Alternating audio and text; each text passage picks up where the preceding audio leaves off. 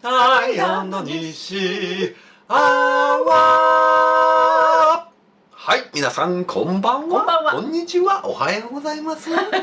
アイ西アワーの時間でございます。はい。では今日も一日お疲れ様でした。はい。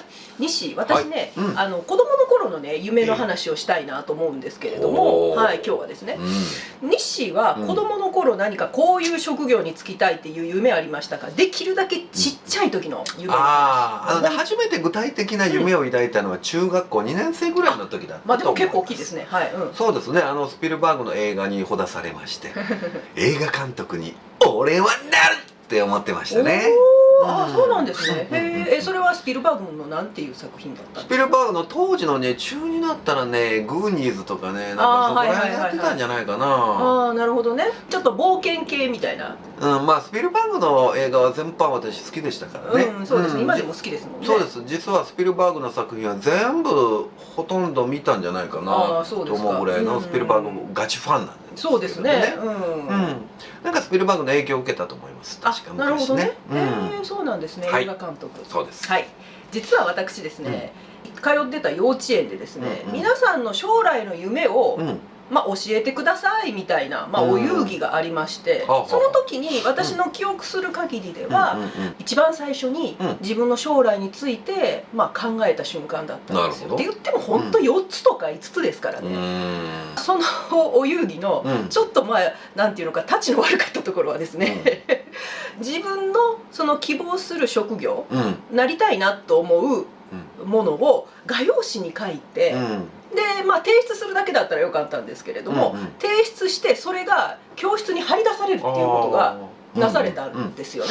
でまず私の夢の話をする前に、その時私と同じクラスメートの4歳5歳のねちっちゃな男の子女の子がどういうことを夢に描いていたのかっていうこと。まず男の子に関しては圧倒的に電車の運転手、新幹線の運転手っていうのを書く子が多かったです。っていうかもうほとんど8割ぐらいの子がそれを書いてて、多分ね1人だそれを書く子がいると「おそれええな」みたいな感じでみんな真似てたんだと思うんです。やっぱりそんな4歳5歳でこの職業になりたいって明確に思ってる子なんてそういう子の方が多分レアだったと思うんですよね。まあそんなもんですよ、幼稚園生のね夢ってね。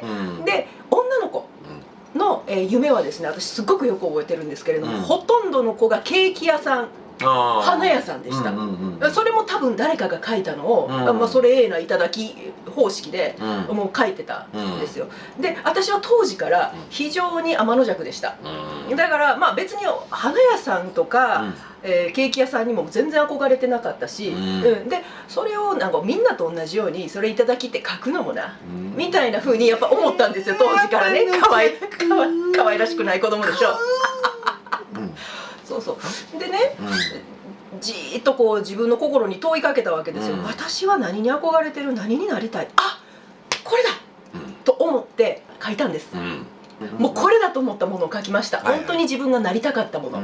はい、数日後それが教室の壁一面にバーッとみんなのね夢が貼り出されました。ほとんどが電車の運転手、お花屋さん、ケーキ屋さんって書いてあるところに私の夢貼り出されました。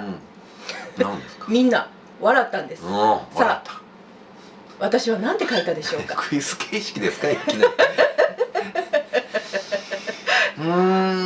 みんなが笑ったんでしょ？みんなが笑いました。どういう笑いですか、それは？もうバカにしてます。バカにした笑い？バカにしてます。こんなの書きやがってっていうこと？そうです。幼稚園生でもお前アホちゃうかというようなことを書いたんです、私。それはあなたが受けを狙ったわけですね。違います。違うの？真面目に書いて。真面目に書いたんです。真面目に書いて。真面目に書いたんですけれども、幼稚園生にすら何考えてるんやと言われた職業を書きました。さて何て書いたでしょうか？職業っていうのもちょっと変なんですけれども、なりたいもの。だってあなた3歳の時からあれでしょ、ミュージカル。そうなんですよ。見てるんでしょ？そう、ミュージカルっていうのはこれ大きいです。それを書いた理由の大きな一つだから、ミュージカル女優っていうかミュージカル俳優っていう職業っていうのは当時なかったんですよ。今でこそ将来ミュージカル女優になりたいって言って夢を追いかけてる子よく見かけるじゃないですか。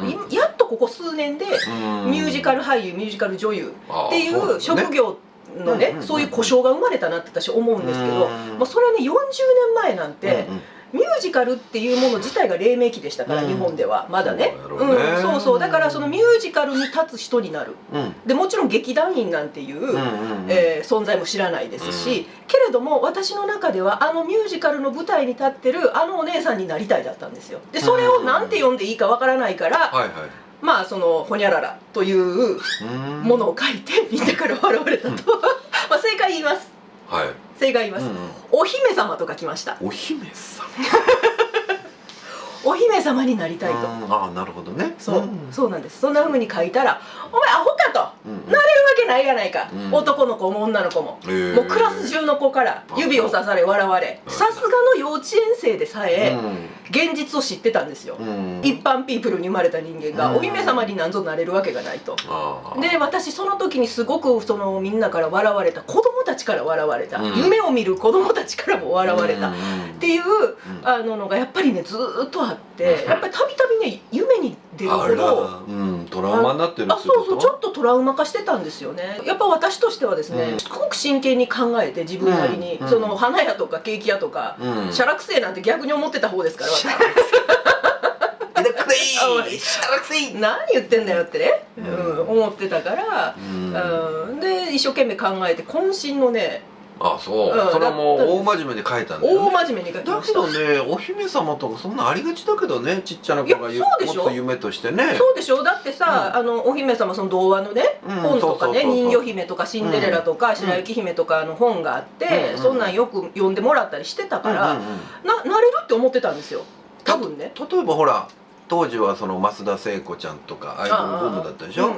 私増田聖子ちゃんになりたいとかいう人だって、アイドルにねいて不思議じゃないんじゃない？そうなんですよ。だからアイドルって書いてる子もいなかったです。例えば歌手になりたい、女優になりたい、アイドルになりたいっていうことを書いてる子もいなかったんですけれども、だから私の中では今言語化するならば、お姫様という書き方ではなく、例えばミュージカル女優だとか、多分ね歌手とか、歌手やね、多分そういうイメージで。でも分からなかったから「お姫様」って書いたんだと思うんですけれども、まさかこんなにみんなに笑われるとは。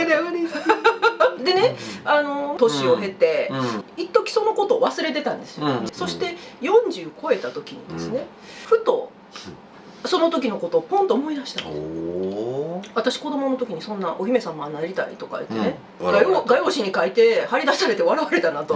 でもその時パッて気がついたんですよ。あ、叶ってるって、その夢叶ってるって思ったんですよ。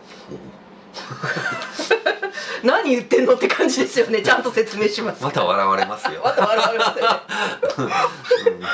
いや、もうその時すでにですね、綾野西の活動してたんですよ。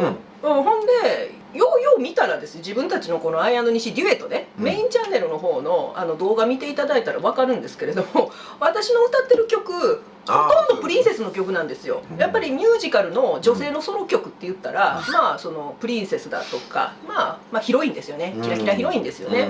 でそんな曲ばっかり歌ってるし、まあ言ったら王子様役やってくれる人がここにいるから、だからなんとなくお姫様として成立するじゃん。まあ50歳と40歳ですけど、けれどもこの45歳のお姫様になれるのは51歳の王子様がいるからじゃないですか。まあ考え方によっちゃね。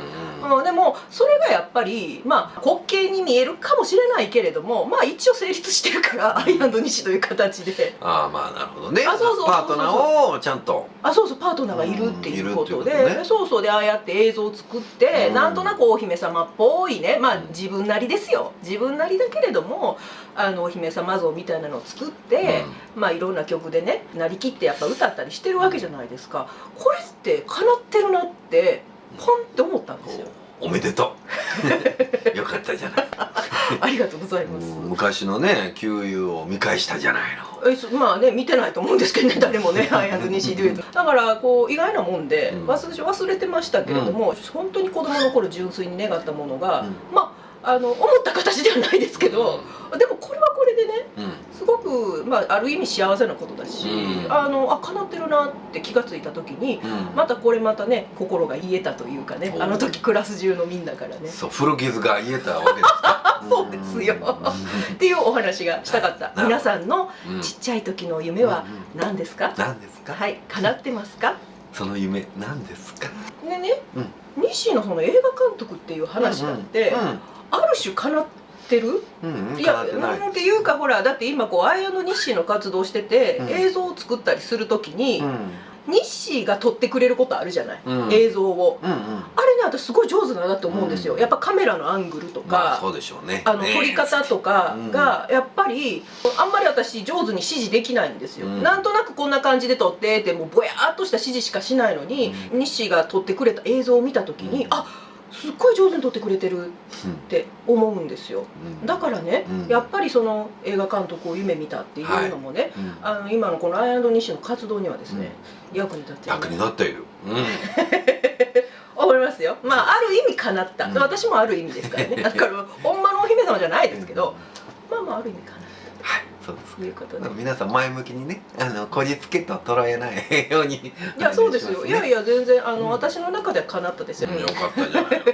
そういう話でございます。はい。はい、というわけでまた次回も見てくださいね。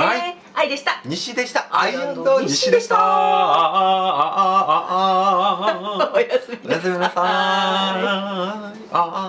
ご視聴ありがとうございました。よろしければチャンネル登録をよろしくお願いいたします。メインチャンネルアイ&ニッシーデュエットもご覧いただけますととても嬉しいです。それでは次の動画でまたお会いいたしましょう。おやすみなさい。